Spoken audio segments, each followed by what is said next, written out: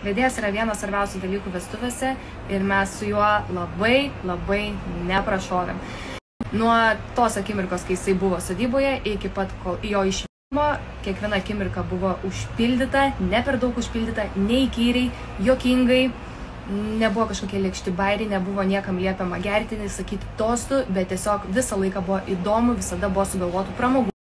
Man labai patiko, kad ir niekada nebuvo, kada žmonės neturėtų ką veikti, nuobodžiautų, bet ir nebuvo taip, kad negalėtų ten net išeiti į lauką ar nubėgti pasidaryti kokteiliuko ar į tualetą ar dar kažką. Visi viskam turėjo laiko ir pasišnekučiuoti, bet ir tuo pačiu buvo labai daug veiklos, viskas labai vyko sklandžiai, kuo ir labai džiaugiuosi. Tikrai iš to žmogum galima 100% pasitikėti, jeigu nori sklandžios, geros, gražios šventės. Ir sakau, labai smagu, kad patiko ir jauniems, ir vyresniems.